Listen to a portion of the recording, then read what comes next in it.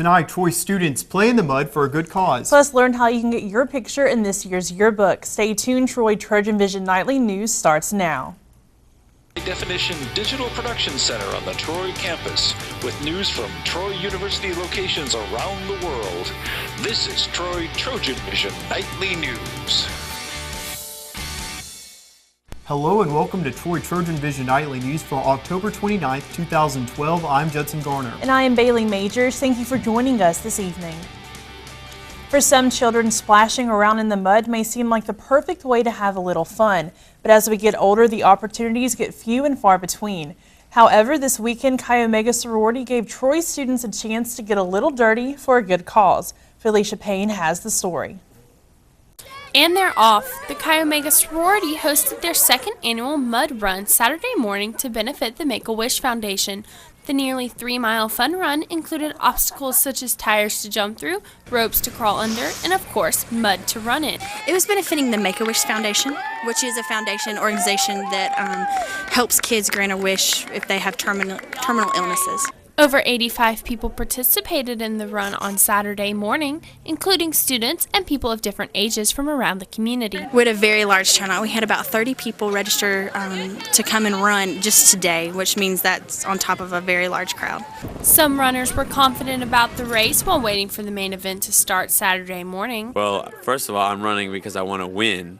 But second of all, it's to support the ladies of Chi Omega and their philanthropy, which is Make-A-Wish Foundation. And other runners were just there to have a good time and help support the Chi Omega philanthropy. Oh, I'm confident and competent, but out of shape. So I'm going to try my hardest, try to kill myself, and we'll go from there. The race started near the Trojan tennis courts and ended with a water slide in front of the Chi Omega house on Sorority Hill. I think so. Everyone that's been coming down the slide and stuff have really said they've really enjoyed it and had a great time today. The sorority says it plans to do the event again next year to help support their philanthropy. Felicia Payne, Troy, TrojanVision News. The Mud Run wrapped up a week's worth of fundraising activities for the sorority's philanthropy project, Make-A-Wish.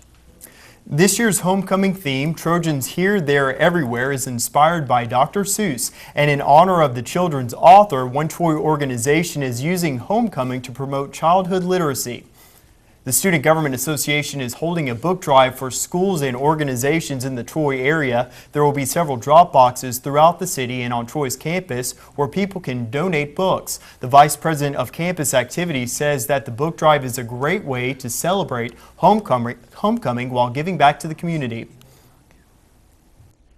A book that you read in 3rd grade that's just been sitting on the shelf at home, just go ahead and donate it. It'll be going to the Charles Henderson Child Health Center, the local Boys and Girls Club, and many charities throughout Southeast Alabama. We're really just trying to promote service this homecoming. This is a great way to not only improve childhood literacy in Alabama, but also celebrate Troy. The book drive lasts through the remainder of the semester, and Farrell encourages anyone that has questions about the book drive to contact him at campusevents@troy.edu. Tomorrow morning, Troy University students have the chance to hear of the first-hand accounts of a Holocaust survivor.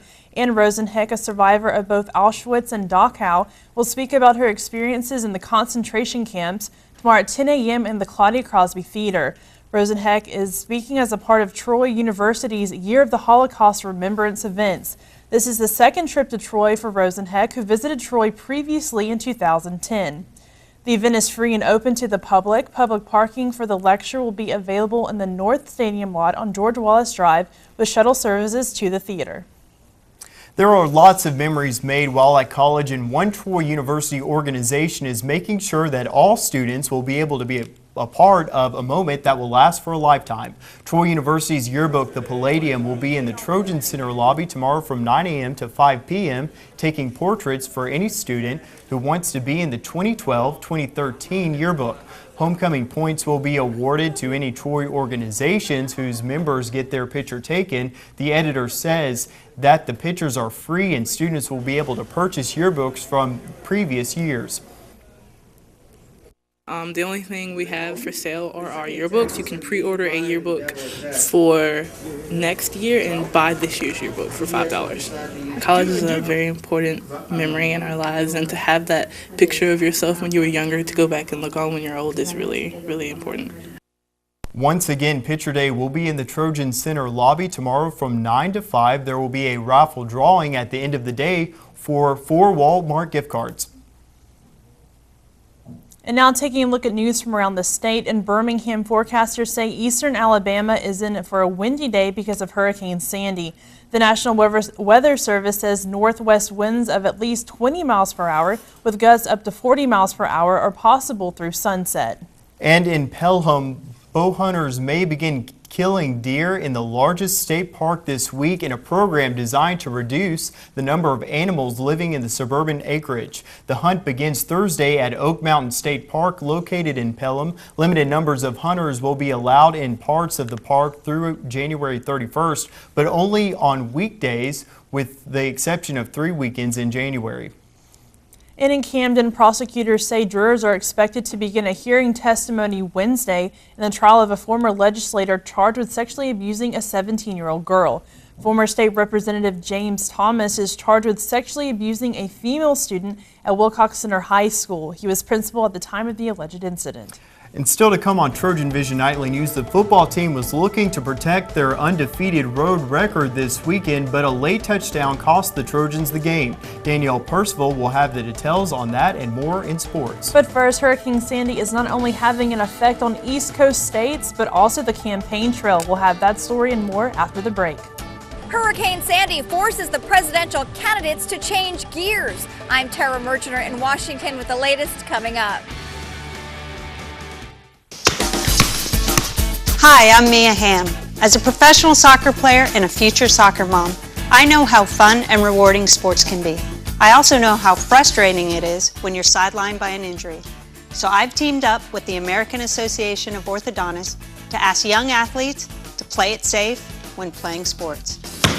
I spent years training to become a world-class athlete.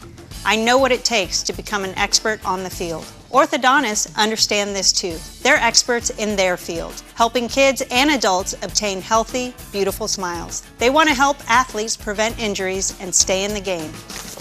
It only takes a second to get hurt, and too many athletes are risking injury because they're not properly equipped during games and practices. Wear the right protective gear like mouthguards, face masks, and helmets. Your first line of defense against preventable injuries. Play it safe, achieve your goals, and keep smiling. Visit braces.org.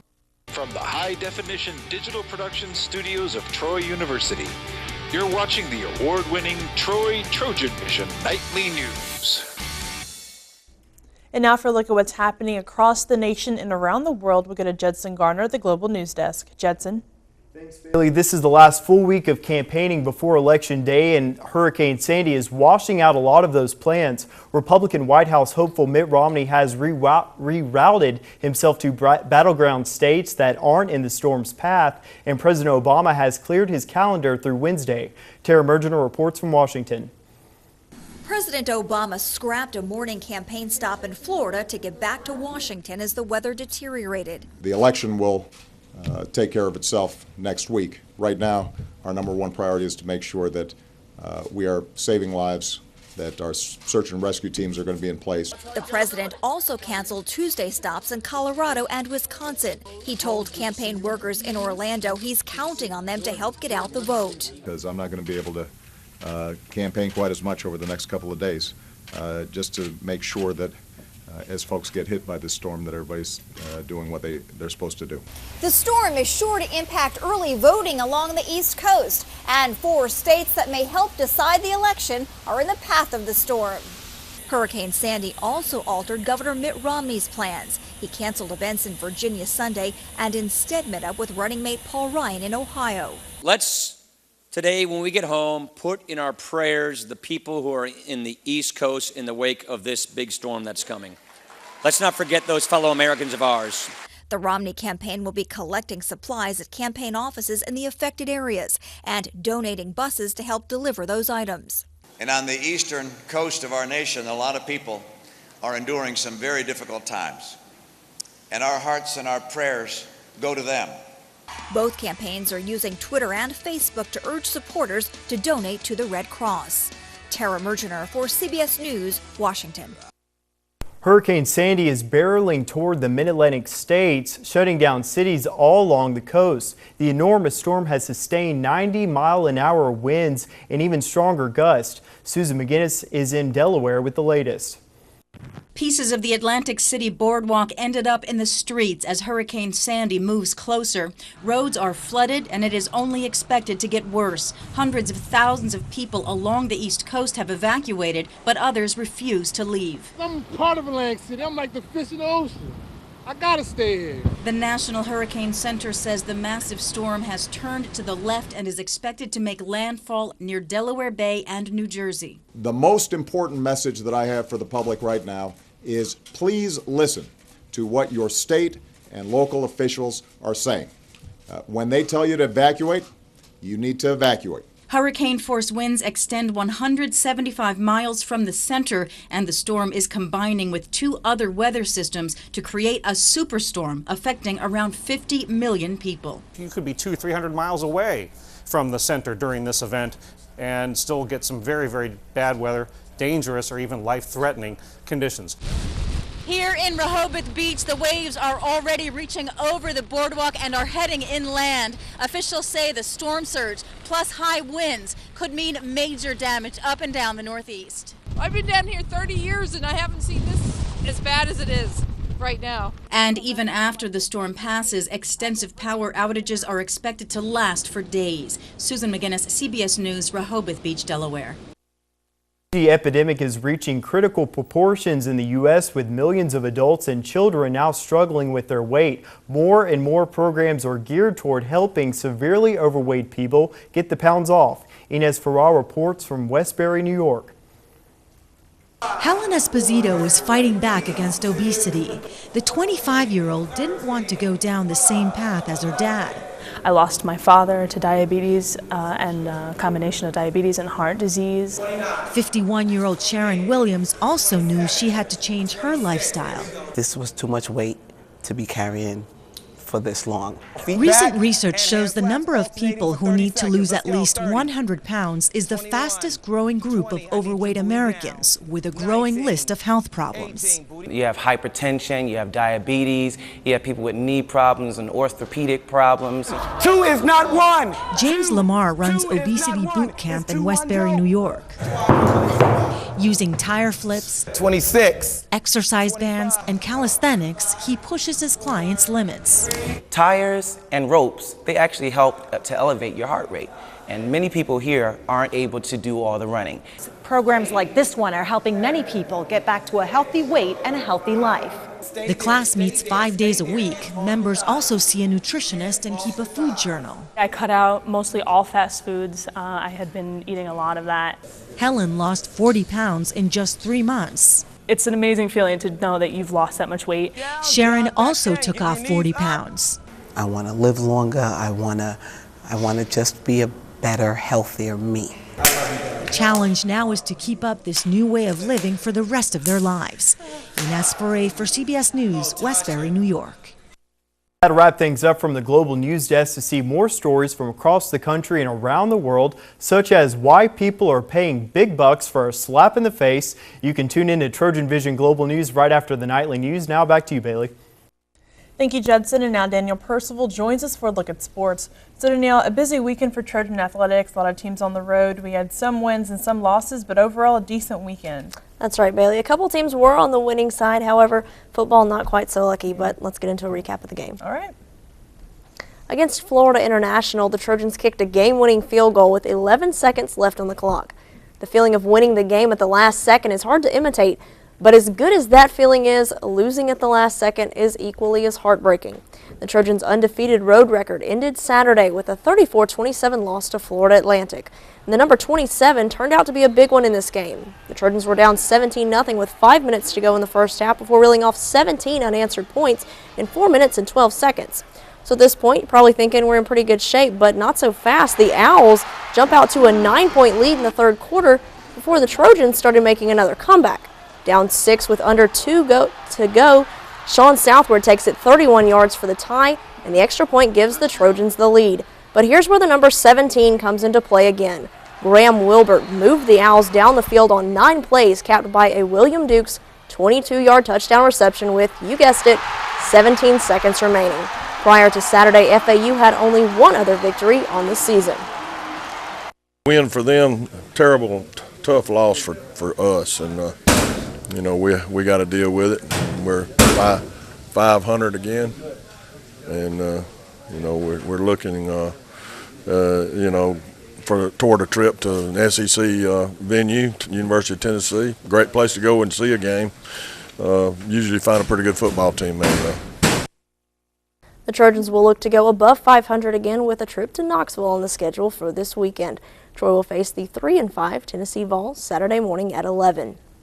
Well, the football team beat South Alabama in Mobile earlier this season, and this weekend the volleyball and soccer teams look to follow suit. It took extra time, but the Trojan women's soccer team secured a 6th-place seed with a win going into the conference tournament. Louise Ching scored nearly 4 minutes into overtime to give Troy the win over South Alabama 2-1 to capture 6th place in the Sun Belt Conference standings. Chanel Elgin was the other scorer for the Trojans with a goal in the 24th minute of the game, while the Panthers leveled the score in the 55th minute, forcing overtime, where the Trojans prevailed. Troy will play 3rd seed FIU in the first round of the Sun Belt tournament, and in their first meeting this year, the Trojans fell 2-1 in overtime. Now Troy will be looking for better results Wednesday at 4 at the conference tournament in Mobile. And on Saturday, the Trojan volleyball team had a chance to make it a sweep in Mobile this weekend, as well as a sweep for them over South Alabama this season. The team continued their successful season doing just that, knocking off South Alabama for the second time in 9 days Saturday night. Troy defeated the Jaguars 3-1, and with the win, Troy remains in 2nd place in the Sun Belt standings, sitting a game and a half over UALR and Arkansas State.